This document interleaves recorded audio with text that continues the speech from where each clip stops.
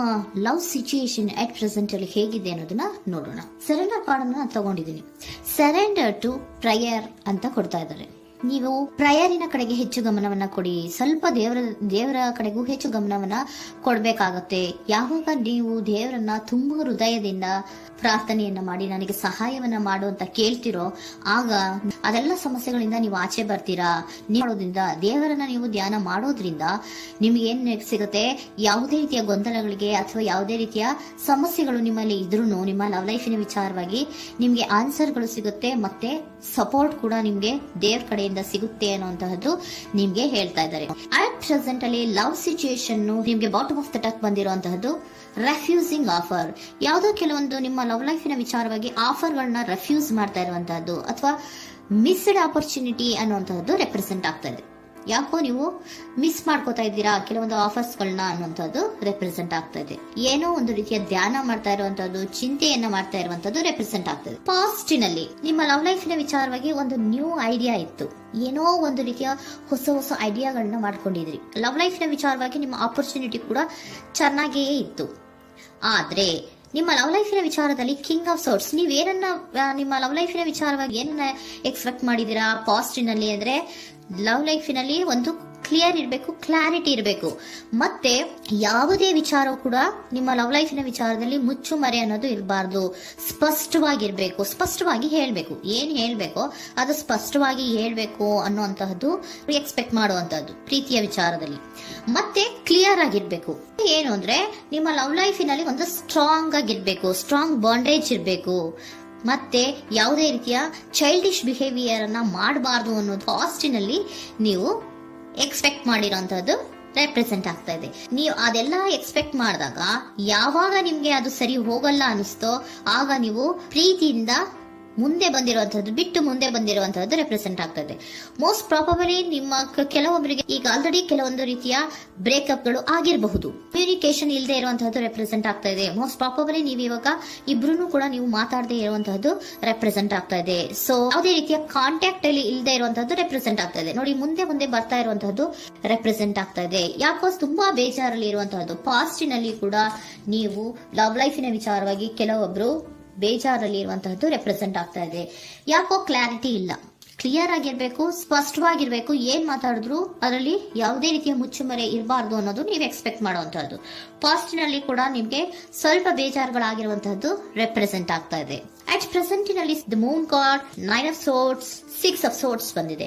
Moon card ಏನನ್ನ represent ಮಾಡುತ್ತೆ? Illusion ಅನ್ನ ರೆಪ್ರೆಸೆಂಟ್ ಮಾಡುತ್ತೆ. ಕೆಲವೊಂದು ರೀತಿಯ ಭ್ರಮೆಗಳನ್ನ ರೆಪ್ರೆಸೆಂಟ್ ಮಾಡುತ್ತೆ, ಆತಂಕಗಳನ್ನ ರೆಪ್ರೆಸೆಂಟ್ ಮಾಡುತ್ತೆ.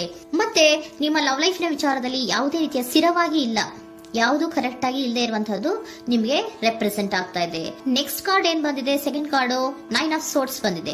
ಇದರಲ್ಲೂ ಕೂಡ ನಿಮ್ಗೆ ಆತಂಕ ಇತ್ತು, ಇದರಲ್ಲೂ ಕೂಡ ಆತಂಕ ಇದೆ, ಭಯ ಇದೆ, ಕರೆಕ್ಟ್ ಆಗಿ ನೀವು ನಿದ್ರೆ ಮಾಡ್ತಾ ಇಲ್ಲ, ಯೋಚನೆ ಮಾಡ್ತಾ ಇರುವಂತಹದ್ದು ಈ ಎರಡೂ ಕಾರ್ಡ್ಗಳಲ್ಲೂ ರೆಪ್ರೆಸೆಂಟ್ ಆಗ್ತದೆ. ಇದರಲ್ಲೂ ಆತಂಕಗಳಿದೆ, ಇದರಲ್ಲೂ ಆತಂಕ.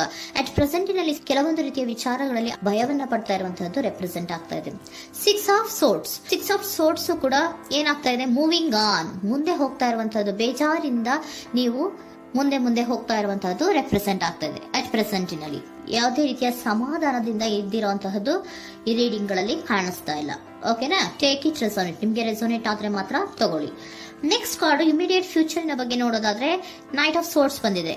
ಅಂದ್ರೆ ಈ ಕೆಲವು ಬೇಜಾರುಗಳಿಂದ ಏನ್ ಈ ಮೂವ್ ಆನ್ ಆಗ್ತಾ ಇದ್ದೀರಲ್ವಾ, ಕೆಲವೊಂದು ವಿಚಾರಗಳನ್ನ ಕ್ವಿಕ್ ಥಿಂಕಿಂಗ್ ಅನ್ನ ಮಾಡಿ ನೀವು ಮುಂದೆ ಬರುವಂತಹದ್ದು, ಕೆಲವೊಂದು ಆಕ್ಷನ್ಸ್ ಗಳನ್ನ ತಗೊಳ್ಳುವಂತಹದ್ದು ರೆಪ್ರೆಸೆಂಟ್ ಆಗ್ತಾ ಇದೆ. ನಿಮ್ಮ ಲವ್ ಲೈಫಿನ ವಿಚಾರವಾಗಿ ಕ್ವಿಕ್ ಥಿಂಕಿಂಗ್ ಅನ್ನ ಮಾಡಿ ಏನ್ ಮಾಡ್ಬೇಕು, ಹೇಗ್ ಮಾಡ್ಬೇಕು ಅಂತ ಕ್ವಿಕ್ ಥಿಂಕ್ ಅನ್ನ ಮಾಡಿ ನೀವು ಮುಂದೆ ಬರುವಂತಹದ್ದು, ಮತ್ತೆ ಕೆಲವೊಂದು ರೀತಿಯ ಆಕ್ಷನ್ ಗಳನ್ನ ತಗೋತಾ ಇರುವಂತಹದ್ದು ರೆಪ್ರೆಸೆಂಟ್ ಆಗ್ತಾ ಇದೆ. ಕ್ವೀನ್ ಆಫ್ ಕಪ್ ಏನನ್ನ ರೆಪ್ರೆಸೆಂಟ್ ಮಾಡುತ್ತೆ? ಬಹಳ ಕೇರಿಂಗ್ ಅನ್ನ ರೆಪ್ರೆಸೆಂಟ್ ಮಾಡುತ್ತೆ. ಏನಿರ್ಬೇಕು ಲವ್ ಲೈಫಿನ ವಿಚಾರದಲ್ಲಿ? ನೋಡಿ, ನೀವು ನೋಡ್ತಾ ಇರೋದು ಹೇಗ್ ನೋಡ್ತಾ ಇದ್ದೀರಾ? ನಿಮ್ಮ ಲವ್ ಲೈಫಿನ ವಿಚಾರದಲ್ಲಿ ಏನಿರ್ಬೇಕು ಅಂತ ಎಕ್ಸ್ಪೆಕ್ಟ್ ಮಾಡ್ತೀರಾ? ಸ್ವಲ್ಪ ಸ್ಟೇಬಲ್ ಆಗಿರ್ಬೇಕು, ಬಹಳ ಕೇರಿಂಗ್ ಇರ್ಬೇಕು, ಎಮೋಷನಲ್ ಇರ್ಬೇಕು ಅದರಲ್ಲಿ ಅನ್ನುವಂಥದ್ದು ನೀವು ಎಕ್ಸ್ಪೆಕ್ಟ್ ಮಾಡುವಂಥದ್ದು.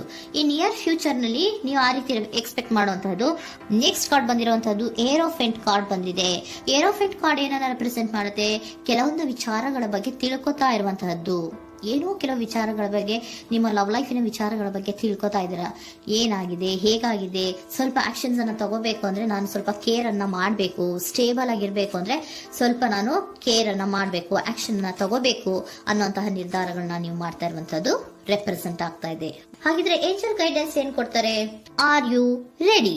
ನೀನು ರೆಡಿಯಾಗಿದ್ದೀರಾ ನೀವು ಅಂತ ಕೇಳ್ತಾ ಇದ್ದಾರೆ ಏಂಜಲ್ಸ್ಗಳು. ಅಂದ್ರೆ ಏನು, ನೀನ್ ಇಲ್ಲೇ ಕುತ್ಕೊಂಡು ಅಳ್ಕೊಂಡು ಬೇಜಾರು ಮಾಡ್ಕೊಂಡು ಕುತ್ಕೊಳ್ಳೋದು ಬೇಡ, ಸ್ವಲ್ಪ ನೀನು ಮುಂದೆ ಮೂವ್ ಆಗು. ಅಲ್ಲಿರೋದ್ರಿಂದ ಏನು ಪ್ರಯೋಜನ ಇಲ್ಲ. Are you ready? ನೀವು ರೆಡಿ ಆಗಿದ್ದೀರಾ? Within the next few weeks, ಕೆಲವೊಂದು ವೀಕ್ಗಳಲ್ಲಿ, ಕೆಲವೊಂದು ವಾರಗಳಲ್ಲಿ ನೀವು ಏನಾಗ್ತೀರಾ? ಅಬಂಡೆನ್ಸ್, ಸಾಮರಸ್ಯ ಅನ್ನೋದು ಇರುತ್ತೆ. ಇಂಪ್ರೂವಿಂಗ್ ಹೆಲ್ತ್ ಅಂದ್ರೆ ಏನು, ನೀವು ಯೋಚನೆ ಮಾಡಿ ಮಾಡಿ ಮಾಡಿ ಏನ್ ನೀವು ಈ ಆರೋಗ್ಯವನ್ನ ಹಾಳು ಮಾಡ್ಕೊಂತ ಇದ್ದೀರಾ. ಸೊ ಇಂಪ್ರೂವಿಂಗ್ ಹೆಲ್ತಿನ ಕಡೆಗೆ ಗಮನವನ್ನ ಕೊಡಿ. ಆತಂಕವನ್ನ ಮಾಡ್ಕೊಂಡು ಭಯವನ್ನ ಪಡ್ಕೊಂಡು ಮುಂದೆ ಹೋಗ್ಬೇಕಲ್ಲ ಅಂತ ನೀವು ದಿನ ಹೆಂಗೆ ಕಾಲವನ್ನ ಮುಂದೆ ಹಾಕ್ತಾ ಇದ್ರೋ ಅದಕ್ಕೆ ಏನ್ ಹೇಳ್ತಾ ಇದ್ದಾರೆ? Are you ready? ಮುಂದೆ ಬರೋದಕ್ಕೆ ನೀನ್ ರೆಡಿ ಆಗು. ಅಲ್ಲೇ ಕೂತಿರೋದ್ರಿಂದ ಯಾವುದೇ ರೀತಿಯ ಪ್ರಯೋಜನ ಇಲ್ಲ. ಸ್ವಲ್ಪ ನಿಮ್ಮ ಹೆಲ್ತಿನ ಕಡೆಗೆ ಗಮನವನ್ನ ಕೊಡಿ. ಸಮೃದ್ಧಿ ಅನ್ನೋದು ಬಂದೇ ಬರುತ್ತೆ, ಸಾಮರಸ್ಯ ಅನ್ನೋದು ಇದ್ದೇ ಇರುತ್ತೆ ಅನ್ನೋದು ಹೇಳ್ತಾ ಇದ್ದಾರೆ.